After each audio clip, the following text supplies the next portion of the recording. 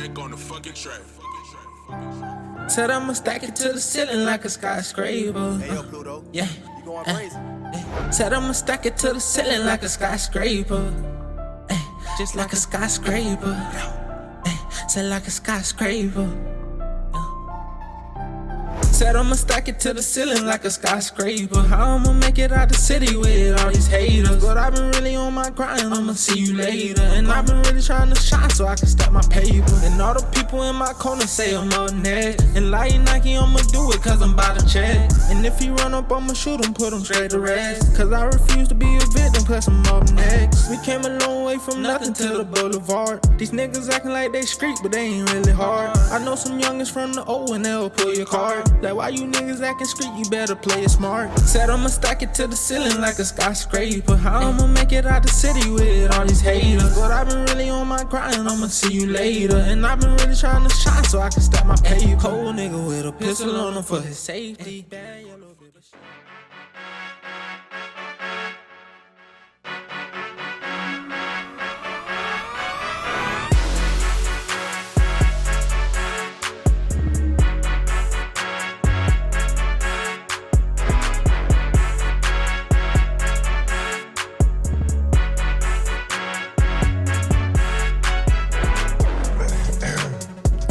Welcome to Pocket Watch Podcast. I'm Zach. Cruz. Jake. Christan. Hey. I know y'all heard that. We got one of our reoccurring guests today. Most reoccurring at this point. Yeah, for real. 3 podcasts technically. Yeah. She was on one where we didn't do audio, and then traumas, and now this one. Patience. No, I think this is the 4th. Really? Because me and Melissa were in one. That's what together. I'm saying. That was your first one. No, and then we did one in the living room. Oh yeah, she No, got in you. the dining room. Yeah. In the dining room. That's right. So Yeah. there's 3 videos. Yep. Yeah. Yep. This is It's the like 4th, it's like you live here or something. kind of. Imagine that, right? It's our resident social worker. It's our most frequent guest. Welcome. Yeah, there you go. Nice little topic. Thank you for being back. Christan's here always for a purpose. There's always a reason why we have her here. So I think this topic is good, and it relates a little bit, and we'll talk about it a little bit later. She's a psychologist, but yeah. So once again, thank you guys for coming back for another week. As always, we do appreciate you guys. We do want to give a shout out to the Block 105 family. We haven't shout you guys out in a couple of weeks, and we usually do shout you guys out at the end, but we do want to shout you guys out and say thank you for supporting us. Thank you guys for listening. Obviously, thank you for the people who have been here since the day one. So we do appreciate our day one people. We have a lot of those, so we do appreciate you guys for coming back every week. We love that you guys comment on our stuff and like message us and be like, oh, we like this, we like that. So we love knowing that you guys not only like share our posts, but you guys are actually listening. That's actually really dope to us, and we really do appreciate all of you guys for that. And we have been saying, we will be having some merch coming soon. We're working on it. We're kind of in the final process of everything. So I'm thinking by the end of March or so, we should have a good stock of merch going. If not, maybe a little bit earlier. So stay tuned for that. Yeah. And then also, if you guys or anybody looking to create merch, go ahead and hit us up on Instagram or something like that at Pocket Watch Podcast. We basically got like a whole print shop going right now, so we can go ahead and make whatever you guys want for shirts, clothing, marketing material, cards, flyers, anything like that. So go ahead and hit us up, and we can go ahead and get that going for you guys too. But yeah, I think we're ready to get into it. Yeah, man. Oh, and those of you listening on the Block 105, that drops on Wednesdays. If you want to hear it early, we drop on Mondays. Go check us out on Spotify, YouTube, Apple Music, or Pocket Apple Watch Podcasts. Podcast. Yep. Yeah, Pocket Watch Podcast. Fuck with us. But yeah, and let's get into this past weekend. Yesterday, shout out AD. Yeah, shout out to our boy AD for sure. Yep. Debut pro fight. Took that W. Yeah, he was going against somebody that was pretty much a vet in the game. Not a vet, but one of the most experienced there, if not second most experienced there. Yeah. He had like 8 wins and a couple of losses, but like when you watch the weigh-in, he looked he looked out of shape. He looked kind of crazy. But he came ready. Yeah, he was good. Like when I was watching the weigh-ins, I was like, man, put me in the ring with that guy. But then after I watched the fight, I was like, nah. That's what I was telling Cruz, bro. Cruz always be doubting like these professional people.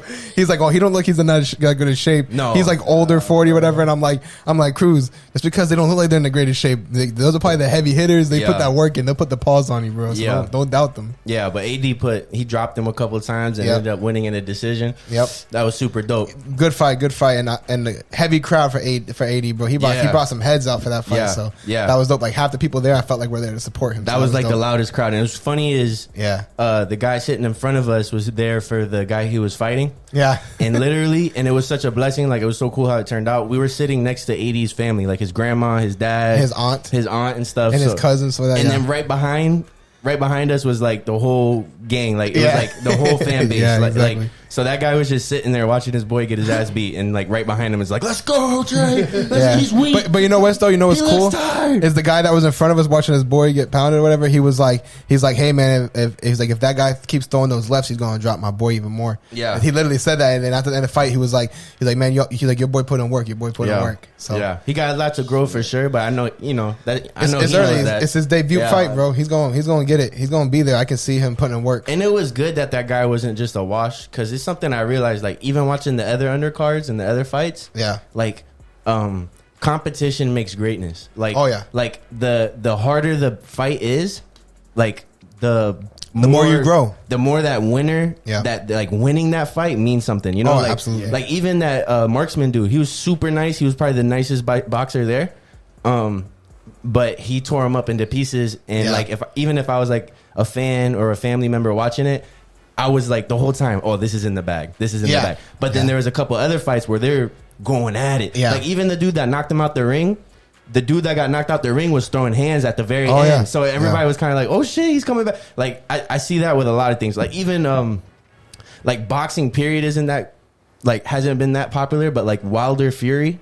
Yeah. Right? So like people see Fury different because he went against the best. Yeah, of course. Yeah, right? Right? Of course. And like you can't be great without competition. Absolutely, yeah. Like that was something I realized while I was watching all those fights. I was like, damn, bro, like you can see the ones where they're really battling it out. Like that win means so much more. I almost become more of a fan of that fighter when he wins versus like the marksman dude who just tore him apart. Made me a fan for sure, but like I don't know. Like I got a lot of respect for like the guy that there's this guy that came down and he hugged his whole family on the way down. Yeah. And he was an underdog. It was his debut. And the guy he was fighting had so much more power than him and was kind of working him most of the time. But his footwork and he stayed in it, bro. Like he had heart. Like he was getting popped because it's like imagine it's like a weak dude and a strong dude. Yeah. Not to like throw shade, and it wasn't necessarily that. But like you could tell that guy had way more power. Yeah, his footwork was nasty. It was like power versus skill. The guy had a little bit more skill, but like every time he got touched, it was like but that's how it was for sure. But then he was touching him like clean and then getting out and then clean and getting out. His footwork was nice, man. He was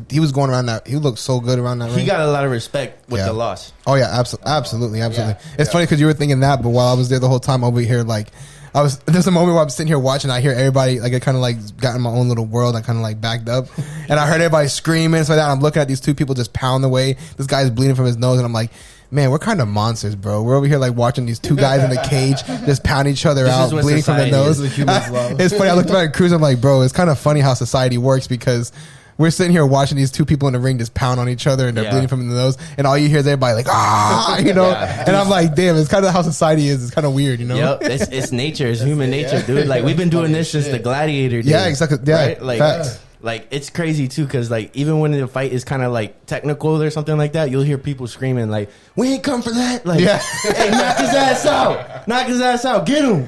Yeah, exactly. Figure that shit out, because y'all need to figure that shit out. Yeah, man. And then somebody's getting worked, and it's like, oh, humans are violent. Yeah. Like homie that came out with the SpongeBob stuff or whatever. Yeah. Like literally when he was getting touched up, the lady behind us was like, let's see who lives in the pineapple under the sea. Or whatever. Like it was crazy. That's society though, man. I love it because you can't help but get that feeling. That's why those YouTube videos of fights. That's why the Kimbo Slice and stuff like that. Like that's why that shit gets numbers because in our hearts we can't control that shit. Like we love that shit. Yeah, absolutely. All right, so let's actually get into the topic because we're over here bullshitting about fighting and stuff like that. We haven't even gotten to the topic. Shout out AD, man. That's our boy. He went out there. He won. Facts. He executed, man. And I'm happy we went out and supported. That was dope. Yeah, so we ready for the next one, AD. We ready. Let us know. We gotta get that follow-up, man. Follow up after his first debut. Let's go. That'll come down the pipes. Yes, sir. So today's topic. Patience. We mentioned this topic a while back with Mario. Yeah, we were supposed to get on with Mario. So like, I feel like there's a lot to say with this, and we're gonna talk about patience, everything patience, as far as your career, your life, any of these little things. And just kind of get into it, because I think there's a lot to learn. Like I found myself, it's funny because even this week or last week, this is a good example of why I want to talk about patience. I've been doing a lot at work and stuff, and work has been hectic and stuff. Yeah. And I feel like I'm qualified for certain things, and I'm asking for certain things, and I'm getting ready to go back to school and stuff. So like I feel like I'm like, you see your career path, and sometimes you do need patience to know the timing of when to go for certain things. Oh, for sure. You see what I'm saying? That's what I'm trying to say. So like we all have plans. We all have like, all right, school, this job, but then I'm gonna start trying to do this or that, and then get some capital for this or that, right? But a big piece in that whole plan is patience.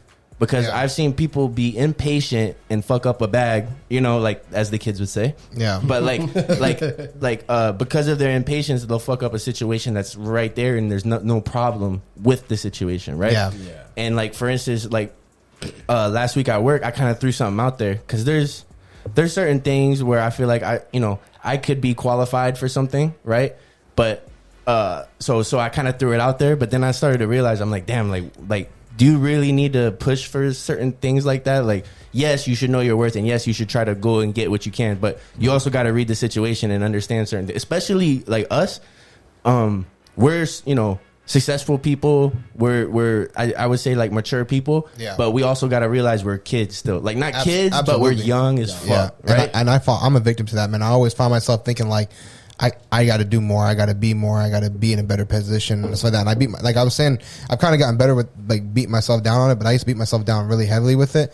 But I've learned, man, like I got to take a step back and like, bro, I'm 25, bro. I'm 25, and like even though like that seems like a lot to me because it's what I've experienced. Yeah.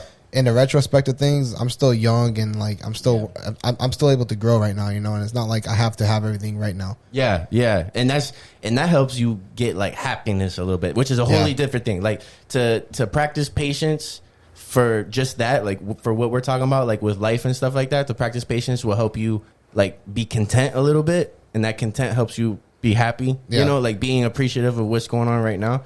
But like you could ask Christan, like we'll talk here. Everybody goes and vents about work and stuff like that, and sometimes it creates that anxiety and it creates impatience, And then I could go and say something, which I kind of did at work, but I cleaned it up. Like I was just like, what, it's all good. I was kind of like being a little, impatient. Like I was kind of jumping the gun. I understand I'm only 25 years old. Like things like that you got to get. Like especially if you have like this career path that you want to do and you're pushing for something.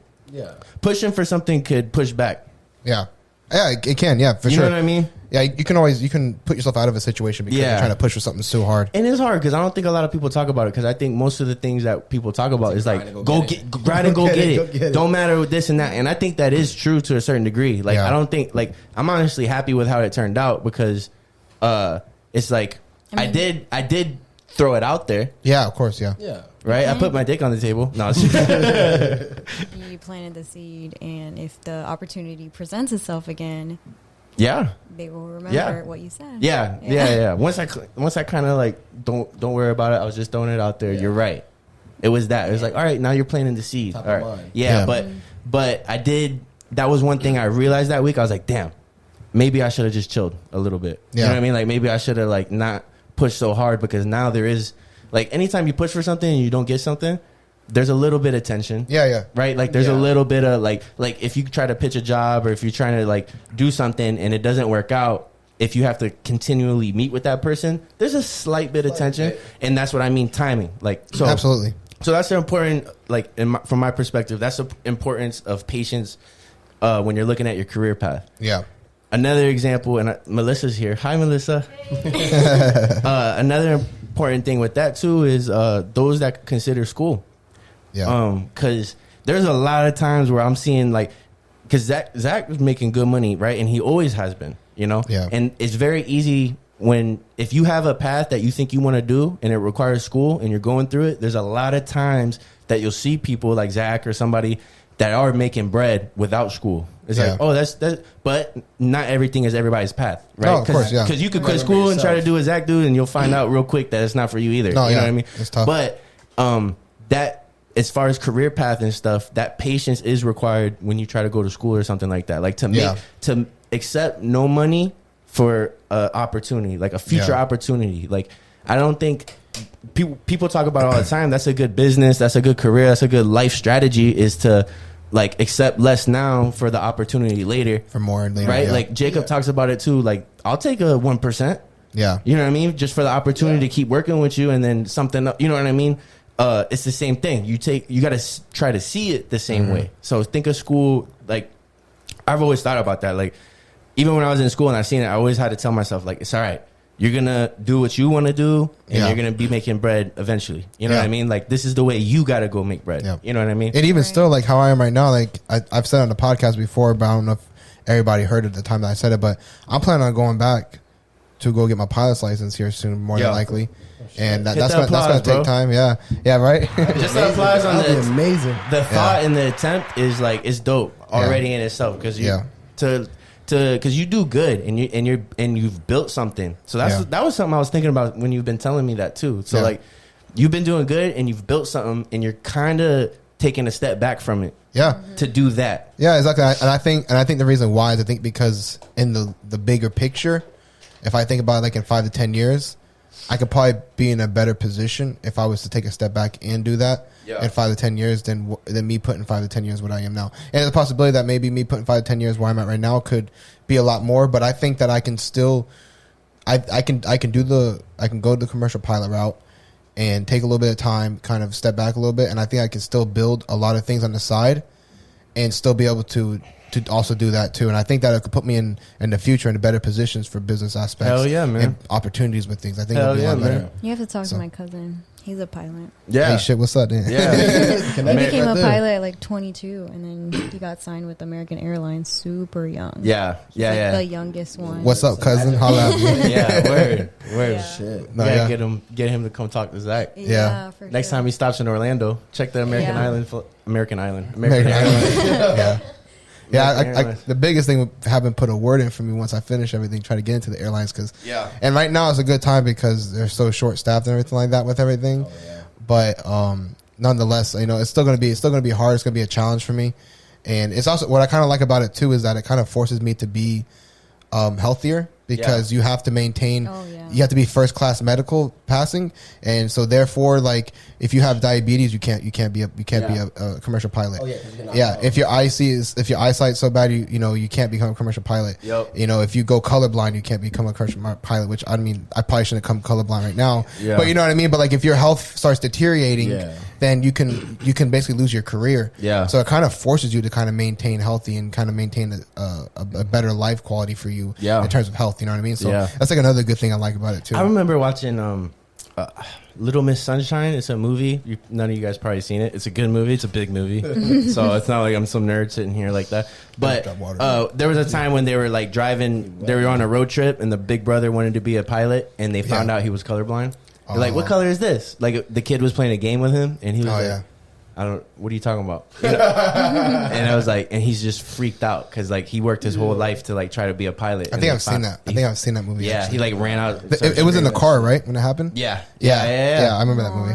Yeah, so it's no joke, man. But it's kind of dope too. So it's like, that's why it's good to like what we were talking about with that, because now you've been like making money, throughout your life, doing your business stuff, and you learn patience through a different way. You know what I mean? Like, just because I got a good idea, just because I want to do this, I got to put the work in and let it grow. You know what I'm saying? But that patience of not making money and putting in work and and failing or passing, like shit like that. Like, it's bullshit. Like, it sucks. But as long as you keep that goal, like that end goal in mind, like, that shit definitely helps.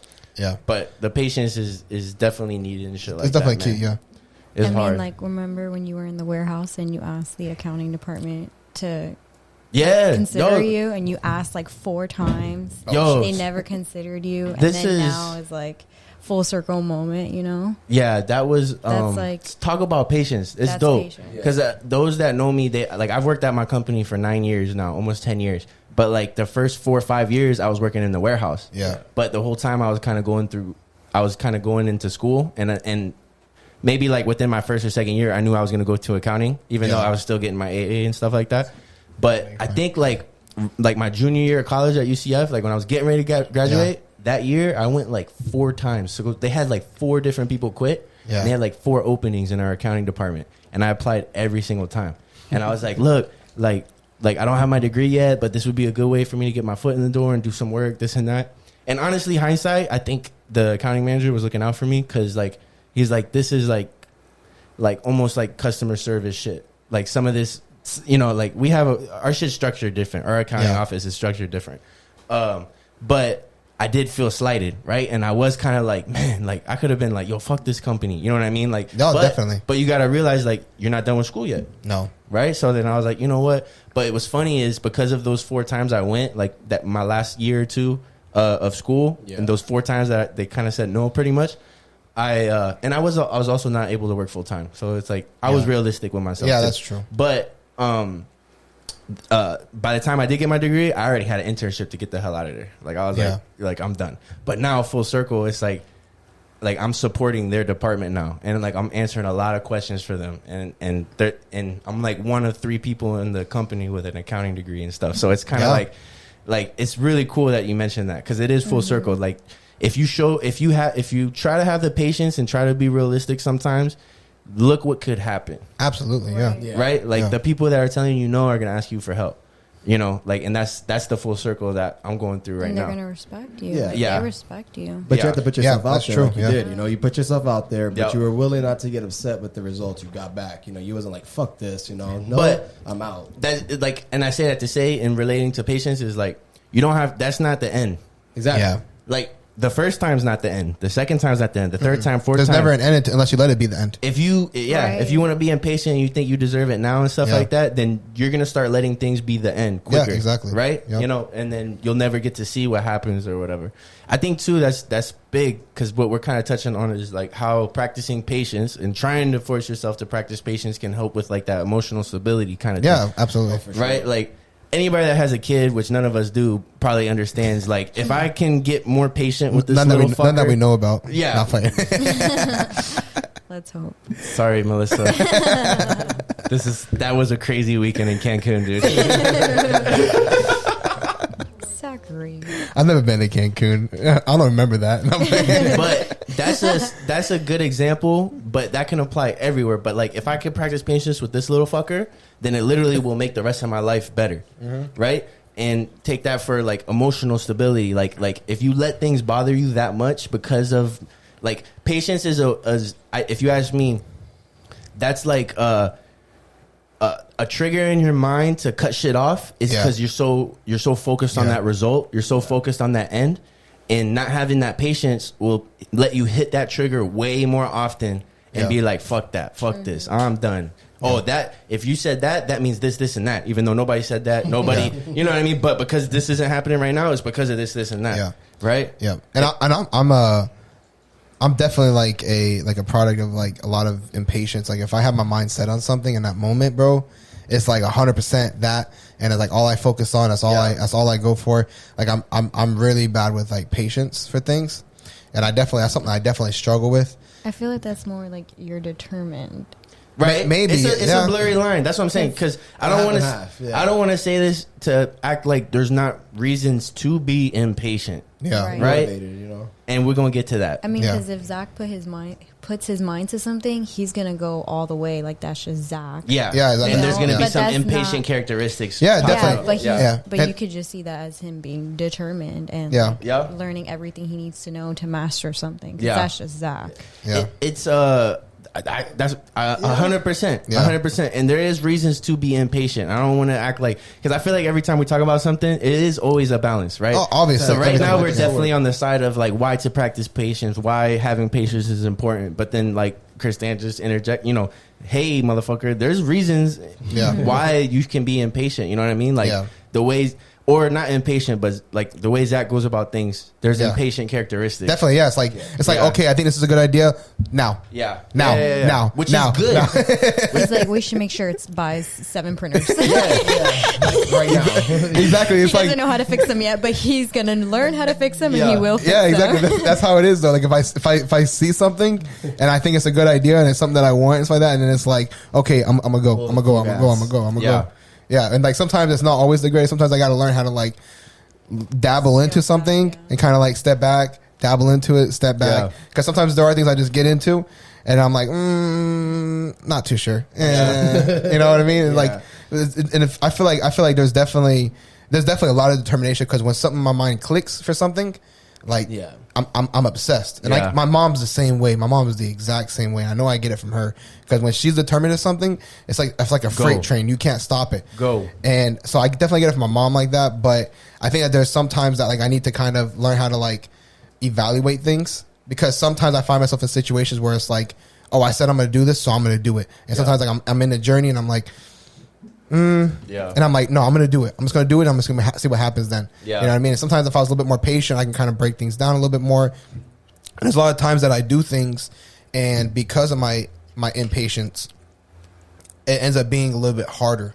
because if I was taking a little bit longer to figure out a better route to go, a better way to do things, maybe it would have been a little bit easier for me. Yeah, and that level of patience changes for what you do. Yeah, I just wanted to say that. Absolutely. Right? Like, look at this wallpaper. Anything I do with the house, I'm very impatient. Yeah, but then with like money or like career or business things, I am patient. You know, like, anyways, it just depends on like what you like. For me, I think when it comes to like investing and doing something like that I think is beneficial, I'm like immediate with, you know. What I mean? Yeah. And it's just because like I think like the faster I can get into it, the faster I can start making money, the faster I can start doing things, and like the better it will be. And sometimes it's not always best for me to rush into things like that. And well, because everybody probably knows somebody that was too patient, and you can see where they lost out. They missed out on things. And I've had those moments where I'm like, oh, I'm gonna do that later. And I miss out on an opportunity, or just never go for the opportunity. And I think that's one of the reasons why that also causes me to be like how I am, is because of the fact that I have missed out on opportunities, and it's almost kind of like a trauma that I have. It's like I don't want to miss out on something. So if I see something that's good and I really believe that it's good, then it's like I'm all for it and I go for it. You know what I mean? Yeah, that's why I say it's something to practice, because it should be something you can try to tap into and turn on or turn off depending on the situation. Absolutely, Just with anything we talk about, it should be something like that, because there is moments where like you talk about working out or something like that, you shouldn't have patience. Like, you should go for it. You know what I mean? Maybe have patience in the result. You know what I mean? So you don't beat yourself up before you quit. You know what I mean? But like certain things you shouldn't like evaluate 100% and like, wait, well, let's calm down. Like, I don't want to confuse it with that. You know what I mean? Like, I just mean like trying to cut off certain situations due to impatience versus, you know. What do you guys think would be like a good deciding factor of how to determine if you're in a moment of being too impatient or in a moment of being like you should be patient? Patient. Yeah, you should be impatient. Yeah. Like how do you? What's a good what's a good factor for too impatient? I would say, like, for instance, if you're like, for me, this happens sometimes. I have to let it go. Like, if I have my mind set on how my day should go, like you said, and I knew I needed to get this done, and I don't get shit done, bro, I feel like a piece of shit, and I can't stop dwelling on the day. I could get so mad. I'm just like, bro, what the fuck's wrong with me? You know, and that's the impatience of it, because I'm like, it's the fact that I didn't get the shit done, but it's like I forget that there's still tomorrow. Yeah. You know? So that's impatient. But then in the other end of it, you know, if I was just patient, actually start focusing, organizing, structure, all that bullshit, I mean, it could be a double-edged sword at the end of the day. I mean, I think it's a good point to like, and I naturally do this because I'm a weirdo, like Christan will attest it. But like, even if it's a weirdo thing, try it. Because like, to your question, how do you find out when you're being too impatient or too patient, or you should be patient? Yeah. Right. Yeah. How do you find out if you're being too patient? Yeah. I literally will get like a pros and cons going. Yeah. Or not a pros and cons, but like a reality checklist. Yeah. Like, okay, what are they looking for, and or why do I think I didn't get it? Realistically, not being emotional or nothing like that. Like, oh, you're 25. You know, like this is that valid? Yeah. Like, if you were that person hiring people, would you be looking or anything? If you were a investor trying to invest in something and they didn't invest, like, would you invest in that? You know what I mean? Like what I presented. And sometimes that's the checklist you kind of got to go through. And the more and more, like, because if you're impatient about something, it's not something that's one and done. Yeah. It's constant reflection, constantly thinking about it. So the more and more you start getting things on, like, this is bullshit side, now you could be like, all right, I'm being it. Yeah. Like I deserve to be impatient right now. Yeah. So I think for me, I think the level of too impatient and then the level of too patient it varies from person to person. I think it's what you can handle. That's personally for me. Yeah. So I think that whenever you feel like you're too overwhelmed and you're drowning and you're in too much, you're probably being too impatient. And I feel like the moment where you feel like you're not doing enough, you're probably being too patient. Right. And I feel like that's kind of a good way to kind of like check where you're at. And if you kind of see yourself drowning or kind of in too deep and you're kind of in a situation where things feel a little bit too tough, step back a little bit, kind of relax a little bit, kind of step back and relax a little bit. Yeah. But if you find yourself in a situation where you're like, oh man, I need to do this, I need to do that, I should, or finding yourself saying like I should, you're probably being too patient and you're probably not taking it out to where you need to go. Yeah. You know what I mean? So I think that's kind of a good skill to follow. But also like if you're finding yourself running into a lot of issues and you're just not like, and you're not like kind of like not kind of being able to handle those, that's another idea of like how you're being too impatient, I think. Yeah. At least that's kind of like where I kind of see my perspective. Well, here's a good example too is like maybe those that are good at stocks. Yeah. Stocks is a great thing, right? For top patients. So it's like, how come you can look at certain key factors or trends from other things and be like, I have to be patient right now, but you can't apply that to your life. You know what I mean? Right? Some people can do that. It's weird shit. Right? Yeah. But some people are so good at stocks, but they would never apply the same patience in their life, right? No, yeah. And when I say good at stocks, but like if you buy something and it ducks, there's a lot of times that you shouldn't just pull out, right? Like, I've learned I'm not good at short-term trading. Yeah. Because I'm too impatient. Yeah. I'm too impatient for stuff like that. But if I invest into something thinking that it's long-term, I have all the patience in the world because I'm not looking for anything right now. But if I'm doing short term, I learned that I'm not good at short term just because like mentally I'm not in a good space for that, and I don't know how to control myself to that degree. But long term, I don't mind throwing money into like an index fund. Yeah, I don't mind that. Right, I've thrown money into index funds before, and I haven't even looked at it for a year plus. Right, and I look at it, I'm like, oh shit, that's nice. Everybody, you have different levels for different things. Exactly, but it's like short term trading. It's like, oh, where's it at? It creates a lot of anxiety for me. You know what I think, which is great that you said that. I honestly think like I said, let's try. Like I encourage people to try to practice patience. A good way of doing that, I feel like the different levels of patience that we have with different things is based off the result. Yeah, absolutely. So when you day trade, you're expecting to make money now. Yeah, quick. Within there to a week. 401k, IRA, shit like that. You're not expecting that money until later. 65 plus. So if it's down, it's down. It's fine. I'm not pulling that out for 20 years because your result, like what's in your mind. Years. So like if you practice working on how you get to that result, or like maybe like not being so focused on the result, but being more focused like on the process and like the current stage. Yeah, exactly. That might be a good way to practice. Yep. And you know what I mean? We can actually stem into something from that is that like that's like another thing of being too impatient. A lot of people focus on the future being too impatient. Mm-hmm. And in the moment, you got to kind of like live in the moment because if you focus too much on the future, I feel like that brings a lot of impatient tendencies to you. 100%. Because I think the future brings a lot of uncertainty, and a lot of uncertainty tends to bring impatientness to you. And and that's where I find a lot of myself because I always dwell on the future. I know a lot of people that, and it's crazy because I see how minds dwell on the past, and I'm always like, why do you think about the past? Why does the past even matter? It doesn't even exist anymore. The future's coming. The future doesn't exist now, but it's going to. That's more important to me. You're crafting your future right now. Exactly, but some people dwell on the past, and I think for me, I think if you're the type of person that dwells on the future too much, it brings a lot of impatient tendencies to you because you're kind of like, oh, the future is going to be coming. It's coming. I gotta go. And then that's where you tend to fall into the impatient tendencies and patterns for that. Because that's what I'm kind of a product of, is that I look into the future a lot. And if you can kind of find yourself stepping back, looking into now and planning for the future, I feel like you can kind of help dwindle those impatient tendencies because I think if you live and your mind lives in the future, then you're going to have impatientness is going to be a byproduct immediately. 100%. It's going to happen, But and I can't say to ignore the future because that's wrong to do because if you ignore the future, you're never going to grow. Yeah. You know what I mean? But I think it's good to live in the now and plan to build for the future, but don't try to live in the future. Yeah. And that's something I've kind of like struggled to kind of like separate the two of. Yeah. And I'm still to this day, I find myself sometimes living in the future, and I got to kind of learn how to like break myself from that. Yeah. Because it's tough for me to kind of like retrain my mind into the now and plan for the future. It's different. It's definitely different. I think I think a good way to differentiate that, like in my mind, like just kind of thinking about what I was thinking and what you just said is like, if you try to differentiate, like,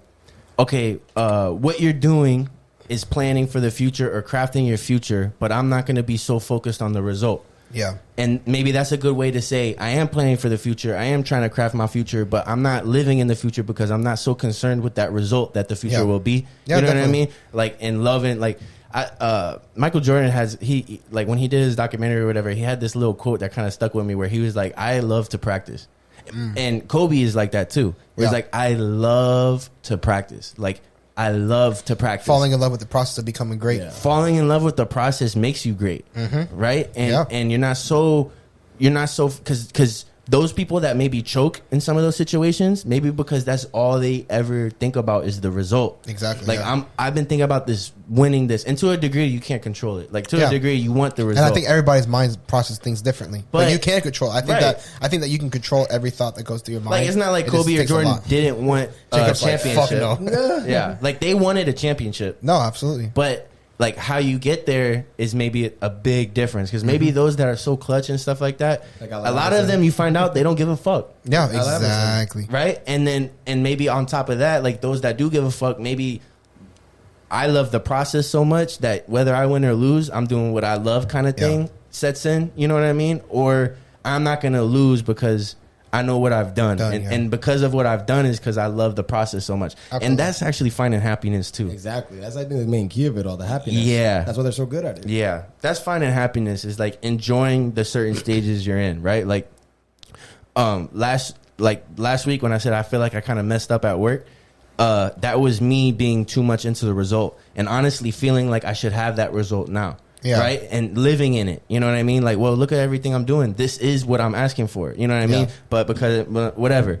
But it's like, how about you love what you're doing right now? Like, how about you enjoy the process of what you're building? Because there's nothing wrong with what I'm doing right now. Absolutely. And it actually builds in a better way, you know, but you don't see that unless you kind of think of it that way, you know, or like, I remember we think back of football right now. How much would we love to go practice now? Fucking would kill for one of those. You see what I'm saying? Just to practice. And those moments, you guys were just like, those moments, can we go home? Are we done? We were always thinking like trying to get better, but none of us really wanted to practice. No, nobody wanted to practice. It was all about Friday nights. Yep. And even when it was about Friday nights, sometimes it was about what we're doing after Friday night. You know what I mean? And that's all about that result shit. And it's like, damn, bro, you just missed the now. Like you just missed. Like enjoying that practice and soaking all that shit in because now you regret it. Now you would kill for that shit, you know. And when that's something that I think like when I'm older and I look back at things I do, like you should have enjoyed. Like I don't have anybody under me. I don't have nothing. You know what I mean? Like that's a whole thing in itself. You know what I mean? Like especially like that's something too, Jacob. Like for you, like you quit your job. That's kind of two things there. Like, at what point did you feel like, because you were impatient for a while. When we started this podcast. Yeah. I mean, I was impatient for a while because, like, I mean, that's where patience come into play. I hated my job currently. I went for a position at my previous job, and they didn't give me that position, and I was waiting for like 4 years.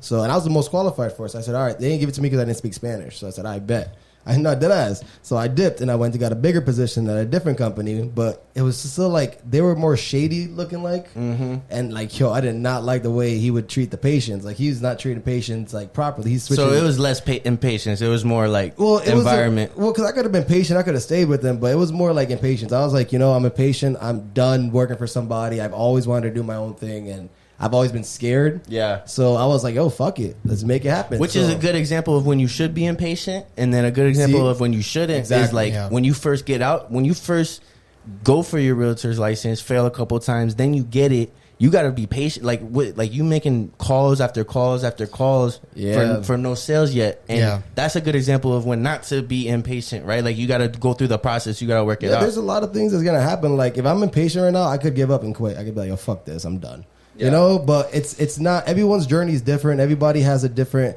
you know, some people start off very successfully and it's great. Some people sometimes take harder to get to that ladder and then they start going and some people never even achieve it. And some, exactly. So there's different steps. You know, you can't base it off of somebody else's success. You can only base it off of what you do and how much you put forth. So that's where the patience has to come into play. You got to sit back and be like, what are you doing? Are you doing enough? And if you are, be happy with that. Yeah, 100%, man. But yeah, I mean, all right. And then since we're talking about like reasons to be patient and then sometimes there is reasons to be impatient.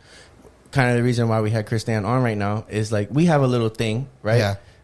If you know us, you know. If you don't, we'll kind of explain it. But like, it's a good example to have on because me and Christan been together since we were 17. It's been like 8 years now. Ooh. And yeah, but I promise you, after like 1 year, 1.5 years, I've been grilled ever since about when are we gonna get married? Are you gonna marry me? Do you think we'll be married one day? This and this and that, right? And then obviously over time and over the years, it's gotten worse but better. Like, we're okay about it, but like there is these moments here and there, especially when you watch Love Is Blind and you see people get married like after 3 days, and I'm just sitting there like, this guy is crazy. Christian's like, he loves her, doesn't he?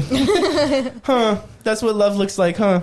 But that's funny. It's a good example because while I think I've been very justified for the past, the whole time, obviously, because in my mind I'm like, look. Like, I do that pros and cons list. I'm like, look, we are, even all this, we're 17, 18, 19, 20, 21.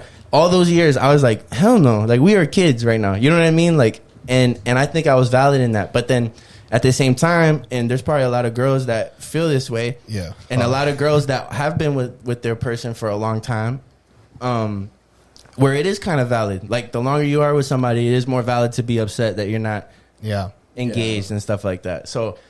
But that's what makes it rough because especially for those that have been together when they were like kids or something like that, even though we're still kids, but like, I don't know. And these days, this generation kind of like, it's not such a focus. It's not such a focal point. Like you could live together and not be married. Like that's a lot more accepted now and stuff. And all right. So I just kind of want to mention it. So that's the background. That's the background. So I've always been kind of justified in my mind because I do the pros and cons list. And in my mind, I'm like, we're too young, always have been too young. And we never really lived together. We've lived together the past year now, which has been awesome. But like that was always a thing, like that was something on the list. And then as a guy, it's kind of hard for commitment a little bit. Like you got to be like, what's going to be worth it for me to give up like my freedom, like whatever it is, you know what I mean? And it's for the girl too. Like, which most girls don't think that way. It's mostly guys that think that way. But it's like, all right, but what is it to give up that side? So I've always felt justified. And another thing, like if those that can relate that might have been with their significant other for a while, like we had a culture difference too. So like I'm a white boy. So like all my cousins got married at 28, 29, and then immediately popped babies at like 30. You know what I mean? Like that's like, and I've always seen that. I was like, yeah, that's dope. Like that looks like what you lived your whole 20s. You did everything you wanted, and then like they had their significant other for a long time. You know, like from 25 up. And then, but I always had to stay realistic with that because I'm like, but they met at 25, right, or something like that. So it is. It has always been kind of a shitty situation because we started dating at 17. So it's like, we're shitty young. I want to say shitty situation, but yeah. Yeah, it's a shitty situation, dude. It is, all right? Trust. But Christan, what are some of the reasons, and I bet you any girl that's listening that probably has been proposed to can reflect back on, or maybe in the same situation could relate, like why do you feel you were justified in being impatient and kind of like, which you have valid reasons. I just want you to talk about it. Well, I mean, we have been together for like 8 years. Right. That in itself is like come a on, long shit time. or get off the pot. Yeah. And I feel like if you know, like why not just do it? Right. Like if you know. Like you're telling me I'm gonna marry you, but you're not doing it. So like, yeah, like we're gonna be together forever. Like you say, like might as well just get married. And plus, I don't want a wedding. Like I don't want this big elaborate wedding. So it's not like we have to cough up this like huge cost of this wedding that we have to like save for. Like that was never in my mind ever. Yeah. That's why I always thought though. So there's no wedding, but like when you're young and you're trying to build something, like a ring is money. You know what I mean? Like a ring is a chunk of change. Like if you're trying to put 5 or 6 or 7K together, -3, -2, that's a hit. I had to put half on a credit card. I paid it off, but I had to put half on a credit card, man. That's just, it's money. See, Christine's like, figure it out, motherfucker. Well, I mean, she's like, how much you spend on the podcast? Let's do the math. Exactly. That's what I was about to say. I'm like, you spend money in things things you want to spend it on. Like you do this podcast, you buy like all this equipment. I knew where it was coming. I knew it. Yeah, I was just about to say that. Out there, though. Because that's what the argument I would have got back. I know it. Yeah, it's true. Like you put money into the house, this, that. I mean, obviously, like the house comes first. Like I already knew, like our situation was different than like probably anyone's situation. But and it didn't have to be. Right. And maybe that was always my argument, right? Like when we were younger and we were in school and we didn't have shit. It's like, hey, how much more special would that moment be if we had our own house? Like, how much more special would that kind of moment be? Like, stuff like that. You know what I mean? So, that was always my argument. And I compromised with you because I always said I will never move in with someone before marriage. Yeah. And I definitely... That was a culture difference. That was a culture difference, and I compromised. And I'm like, okay, this motherfucker's not backing down, so I guess I have to live with him first. You know, like, this is what I have to do. So, I mean... She called your bluff, bro. And in my defense, like... And you could plan shit as much as you want, but life never turns out the way you plan it. Absolutely. So, like, as soon as I graduated, it was like a hurricane of all types of shit. And then compound that with, like, COVID and my pops coming and shit like that. Like, right. Like, we had to get a house. Like, there was no choice because of, like, your dad and all the other... And your mom and, you know, it was like... You didn't have, like, a home to go back to. You know, like, your mom was getting married, doing her own thing. Your dad needed you. I had to take care of some shit. You had to take care of your dad. So it wasn't like, oh, well, we could just, like, live with our parents until, like, we figure it out. It was so, like, no, you had to do this. So you were impatient, but then you kind of had your own little list where you're like, all right, I get this. I get that. I do like this house. Right. Well, I'm sorry about that. No, it's all good. They probably won't even hear it, to be honest. Drop a comment if you heard it. We'll give you $10. Sorry, my phone just like hit the table. If people are just going to comment like, I heard it. What did you hear? No, what was the minute and second, and then we'll validate that. But I forgot what I was going to say. But so you kind of had your own little checklist throughout the time, which helped you compromise, which maybe helped your patience, where you're like, you know what, he said these things needed to be done. Yeah. And at least he's delivering on these things. Yeah. Right? Like, I need to graduate. I need to get, should have a home. We should have a steady job at least, you know, like things like that. That's kind of like how I see things. Is like, I want to be kind of like in a situation where I feel like I'm stable and I feel like it's like we don't ever have to like worry about finances or anything like that in our situation. And I think it's good to go through some things before you get married because that's forever. I agree on that. And that's how I am. Like, honestly, for me, like, I don't think anybody plans to get married to get divorced. I mean, I don't think that's a thing. And if you do that, if you do plan that, then you're just a weird person. Yeah, weird. But like, well, no, some women like the money, unless it's Bezos. Yeah, right. I totally understand. You're not weird. Get your bag, girl. But for me, it's like if I'm gonna marry somebody, that's that. Like, it's gonna be set in stone, and I'm planning on going to my grave with that. Yeah, you know, that's my plan. Like, and I'm planning to give it my all and always be there for every moment and try to fight through every moment.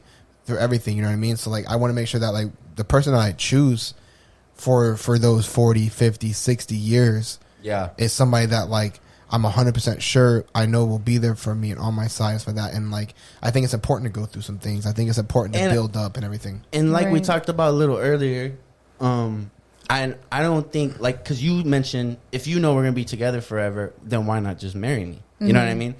And I think, and on the other side, it's like, I want to make sure that there's these other things. Like, I want us to go through some things. I want to feel this support in certain ways and see things before I'm 100% comfortable. Right. Absolutely. And we did go through that, like, time period, you know, so, like. Yeah, no, and I think we've come back stronger after, like. For example, I don't think Zach says that thinking that Melissa's not that. Right. But if we're going to be together forever, the other side of it is why rush it also.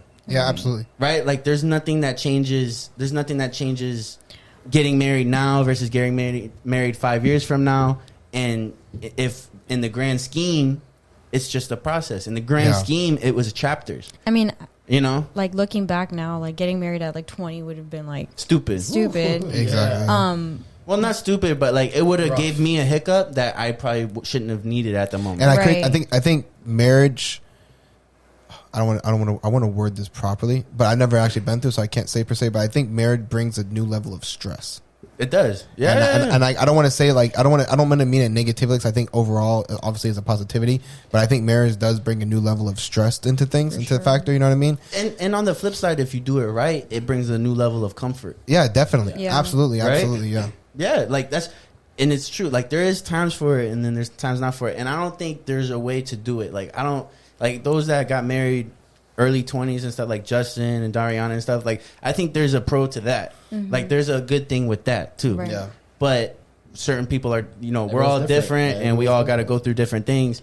But I do, because we said stupid, and I don't think you're stupid. No, I don't think it's stupid. It's just even for me, looking back, like I wouldn't have not married you unless you had like a career, but I think it would have been smarter if we both had our careers and then got married. Otherwise, we're playing. Yeah. I don't know. I don't want to be like married and then having to ask like my mom for money. Like you know what I mean? Like, it's just like sounds weird. But but that's how we see marriage. Yeah. Right. So other people, other people will see marriage for different things and stuff like that. Yeah. A lot of people look at marriage as just like a spiritual connection. Thing. Yeah, it's a spiritual. It's a spiritual connection with God, stuff like that, and just like one. And for us, it's not really that. I mean, for me, it's not really that, which is maybe why I have been able to hold on for longer. Yeah, I think it's definitely huge on that aspect, but I just feel like it's not everything. Me as a man needs to bring certain things on the table for me to marry a woman personally, and I feel like if I'm not able to support my future wife in that moment 100% without needing and stuff like that, I don't think I should be a husband, because I feel like I'm not worthy at that point. And that's kind of, maybe that's just something that's like kind of was instilled to me on like as a kid, but I think the spiritual aspect is huge. I think it's really important, but I also think like as a man, you're supposed to be the provider mentally, emotionally, physically. You're supposed to be the provider financially, spiritually, in every aspect. As a man, when you become the husband, you're supposed to be the provider that's able to provide all those things. And if you're not able to provide all those things, then I don't feel like you deserve to be a husband as a man. Yeah, and I mean, it's something. It depends what you're looking for. Yeah, exactly. And that's something that different, but that's how you see it. Yeah, exactly. Yeah, I agree. Yeah, so that's kind of like how like my mind works. And it's like not until you're able to check off all those lists and you find somebody that's able to support you and back you throughout all those lists, I don't think it's worth it. But right, because you I'm also more like see, I like the support part. My bad. No, go ahead. No. You're saying no, I mean like I'm sure like no, go ahead. I feel bad. Somebody fucking talk. No, all right, no. I was just gonna chime in on what he was saying, like the whole sport thing. I agree. I think the provider, you should be the provider, but mentally, for me, I think more so like you are supposed to be there mentally, physically, and all the extra stuff. No, like judging. But like your partner needs to be the same for you as well. She needs to build you absolutely, up. You need to be and that's why I said that she needs to support and check off all those lists too and support it.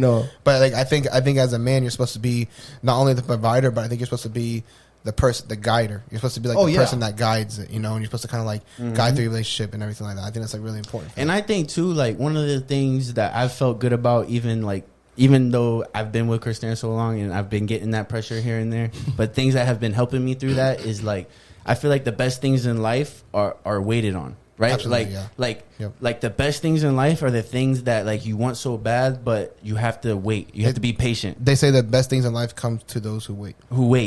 Right? Mm-hmm. And that feeling, like when we were fully in love with each other and stuff, even when we were like 3-4 years, it's like that would have been great if we got married then, right? But like these days, imagine how much more it means now, or like you know what I mean, like the life we had now, and that goes to like enjoying that process. Like we extended that chapter of our life, like where we're boyfriend and girlfriend, and then like moving in together and stuff. Like we really lived that chapter. We're living that process in our life. Yeah. So whenever that day does come, it's like that much sweeter, and it's like that much more of like a flip to the next page of like what our life is. Absolutely. Right? Like I think that helps with patience too, is like, you know what? Some things patience makes the result sweeter.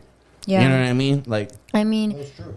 Yeah, but also you would always say like, don't worry, like after I graduate we're gonna get married, and I'm like okay, we're gonna get married after. I only graduated 2 years ago.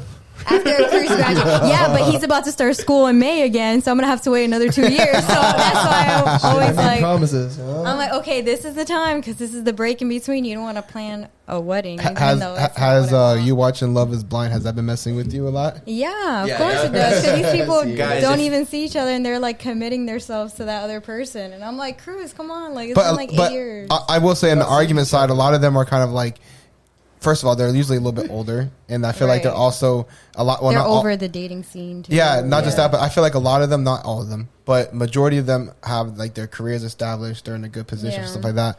So I feel like that's also kind of like the argument because a lot of them are like at 28, 30 years old in an aspect. Sometimes even close to like 33, something like that. Yeah, because I've seen a lot of episodes too myself, and like I know some of them, not all of them have their careers together, but there are a lot of them that do have like careers established. They make good money. They got their shit together. They got houses and stuff like that. So I think that's also kind of like another aspect because I don't think anybody is on Love is Blind is doing that. That's 19, 20, 22 years old. Right. But, and I think when they sign up, they ask them all these questions. Exactly. So that wouldn't be a problem in the relationship because that probably would be a problem if one person has everything together and the other person's 19 with nothing. But I also think that goes to my point again, though, because when they get married, it's zero like on the level of like impact and effect and like emotions going through that person. Oh, absolutely, is like 1% compared to the way we're gonna feel. Oh, for sure, yeah. You know what I mean? Yeah. Like even when they propose, like in the rooms and stuff like that, like. Yeah. Like that feeling that girl gets when she gets proposed at that time is great. Like, yeah, this is what I wanted, but it's like that quick result. It's that shortcut. Yeah, even like even for their vows, I feel like they don't say enough. But it's like, how can you say a lot for someone you know for like 4 weeks? Exactly, you know? Exactly. I think like because I don't know. I feel like whenever you like reminisce on it, it's like on like the whole aspect of like engagements for that. You kind of like reflect on like all the moments that you've had, all the moments you've gone through, and like everything that you had. And I feel like it's like almost like a super sweet moment to kind of like reminisce about all that. And if you just have like a 1 month, 2 month period, I feel like it doesn't impact you to the degree of what it can when you're actually with somebody for 8+ years. You know what I mean? Yeah. I think the big picture thing is like, I think it's good to know that you have valid reasons to be impatient. Mm-hmm. And I understand their valid reasons, but I also want us to enjoy this chapter of our life. Yeah. Yeah, you know absolutely. What I mean? Yeah, absolutely. And I think it'll be good to touch into like patience in relationships because I think like like at the day-to-day thing. Yeah. That's what this is right now. Yeah. But like you were like, I feel like there's a difference between being patient and patience. So like elaborate. Ooh, getting deep on us. So I knew a girl named Patience, so maybe that white. No, fine. Go ahead. Elaborate probably. But like back when I was in school, like I wasn't good at math, right? So Cruz will sit down with me and he would go through every single math problem with me until I like figured it out. Like he was very patient with me, you know, like in knowing like, okay, like I'm gonna help you get this even though it's gonna take us 3 hours. He would literally set aside time in his planner even though he was going to school tutor Christan to tutor me. You know what I mean? So like I feel like there's a difference because like someone else might not have the patience to like tutor their girlfriends. You know, they might be like, oh my god, this is so annoying. To do the tutoring at school. You know? Why don't we watch a movie? Right. Well, I didn't know we were gonna do math homework right now. Yeah. Shit. Netflix and chill. What? Yeah. But that was a big thing. That's true. And then like patience in a relationship, like handling each other's emotions and how each other communicates and stuff like that. And one partner might require more patience than the other partner. You know what I mean? Like those things and trying to get a gauge on those things are important in a relationship too. Yeah, absolutely. And learning how to like learning like have moments to how to handle and be patient in certain situations. Because sometimes maybe the other person had a bad day and they're trying to like maybe and even though it's wrong to have like a bad day and take it on the other person, sometimes it's better just to have some patience, take a deep breath, and then just deal with it later. And then in that moment, if you try to deal with something like that, maybe it's just overload for the other person. And patience is important to have a relationship because patience and compromise and talking, like communication, patience, and compromisation are probably the 3 biggest aspects to have a relationship. I feel like.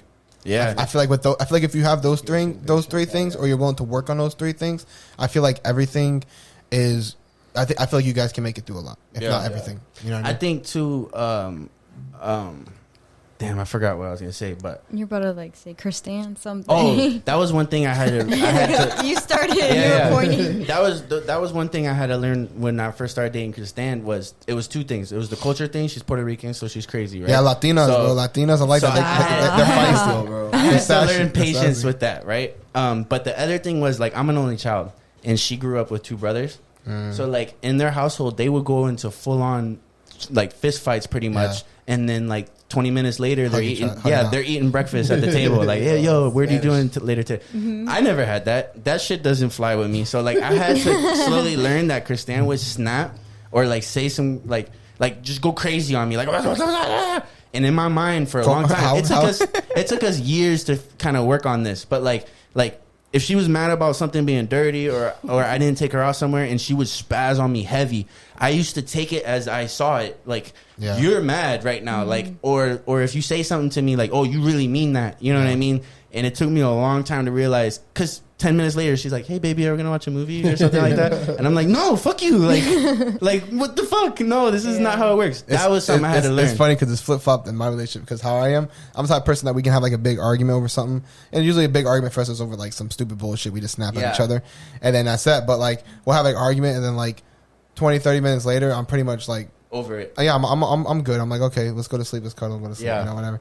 But like her, I hold grudges too. Melissa, she's not like that at all. Melissa, like, she'll hold it for like 2 days, depending on the situation. Yeah. And I'm just like, oh, hey, baby. She's like, no, fuck you, motherfucker. You fucking did this. Yeah. And I'm like, don't cuddle me. I'm like, damn, relax. What happened? I said we're the same. High five. You high five me. Me and my girl, we go at it, bro. Womp womp. So in the beginning, I used to go at it. We used to go head to head. I mean, we're two Spanish motherfuckers. Yeah. So crazy. I'm talking about head to head. It was bad, but like. With the patience now, I'm like, all right, she gets mad, okay. Yeah, like, and I've kind of learned how to like, I've kind of learned how to deal with her stuff. Like whenever she's upset, I've learned because like, even though I'm kind of over it, and I'm just like, okay, whatever, like it is what it is. Yeah. Like I've learned to kind of like just be patient and like let her get over it, let the steam boil it down from her. You know, I think what it is, I don't know.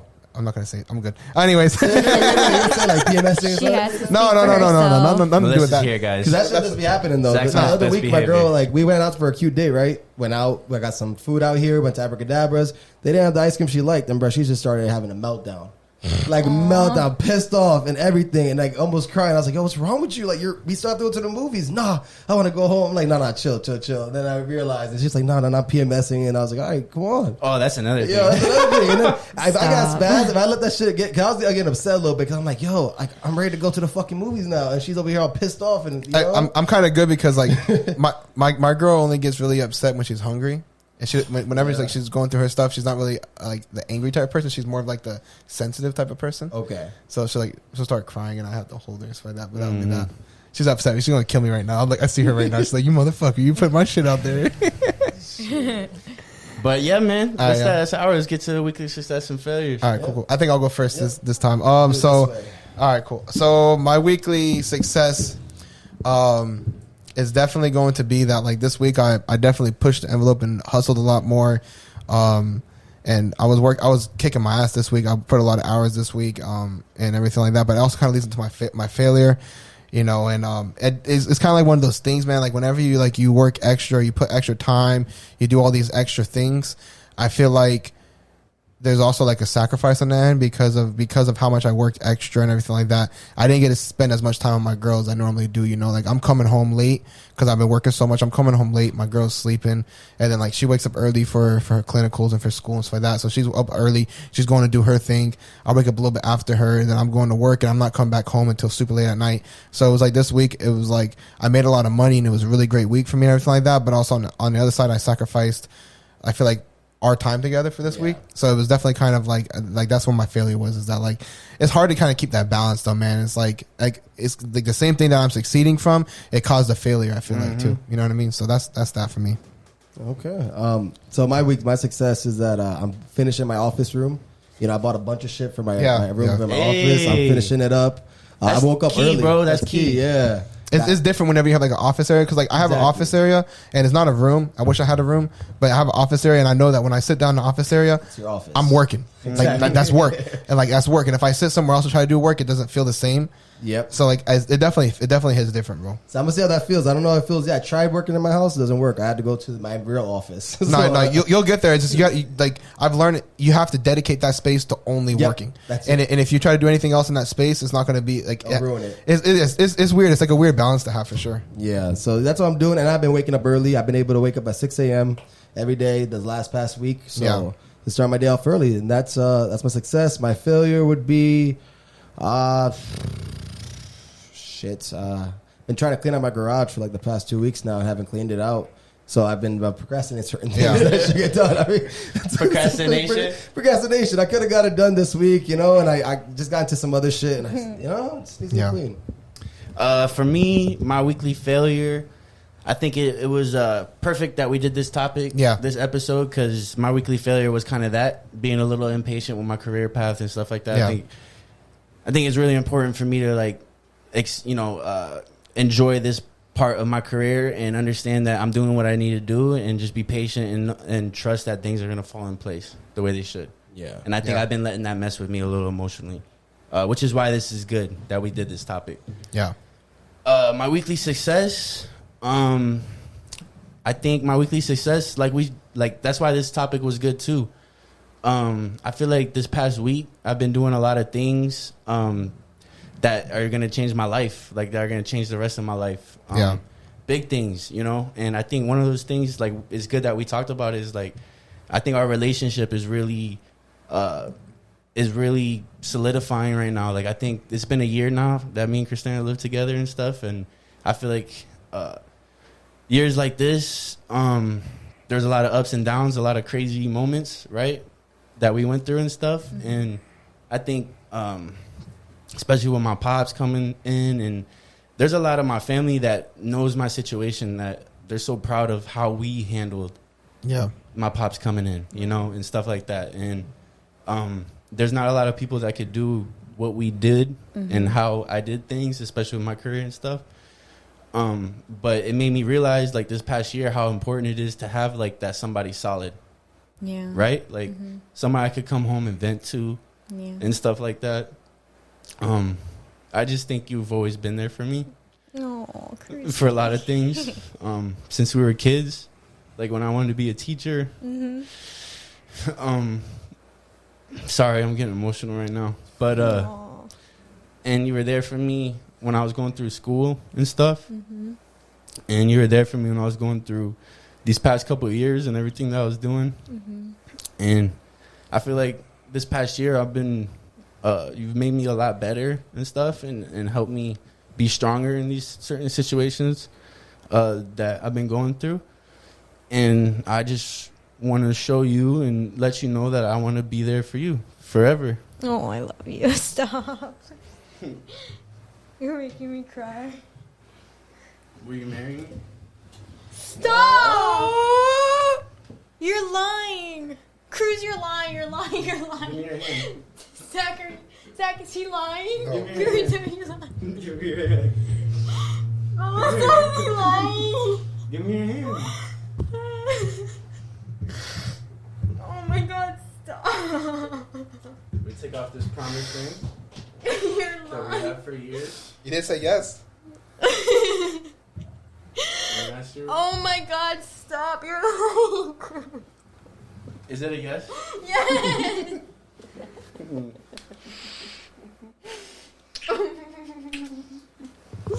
Oh, I love you. I love you, baby. Stop. You're joking. That's all, folks. You're joking. Oh my God, it's so pretty. I didn't even look at it. It's good. I didn't even look at it. It's gold. Oh my God, I love it. Stop. Oh my God. You're so cute. You're surprised? Yes, what the hell? Is this the plan all along? Yep. Yeah. Oh my God. Oh, Cruzy. Love you, baby. I love you too. That's it. It's so funny. That's why we had you on the podcast. Alrighty, guys, as you guys just heard and seen. So yeah, that's that. I don't know how else to close it out, but if you guys like this episode, definitely like, follow, subscribe, share to your friends, tell your friends, tell your mom. Definitely hit up Christan and congratulate her. Hit up Cruz, congratulate him. But yeah, we're gonna leave it out with that. Did it with the Pocket Watch fam. There you go. But that's that. So at that, Pocket Watch out, guys. Out.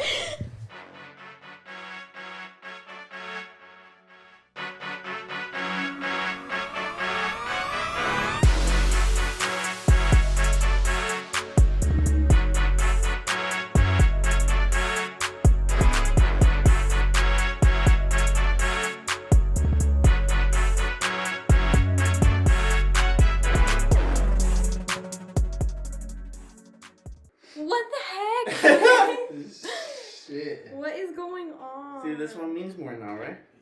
Yes. Oh my God. You have me crying, bro. That was good. Yeah, you have me crying. That was good. That don't take a lot. You were crying? Yeah. It don't take a lot. Yeah. You're taking it from the chest. I was crying during his speech. I'm over here in the corner like. Like, damn. Did you hear Zach turn the camera on? No, I The didn't. beep was like, oh fuck, I gotta turn the beep off. I didn't Beep, hear I think that. this one been beeping too the whole time, or some other one been beeping. No, not that one. That one don't beep. But yeah, that's that. Damn. Congratulations. Life-changing events. Congratulations, Christan. Girl, what the heck? Congrats. So hard to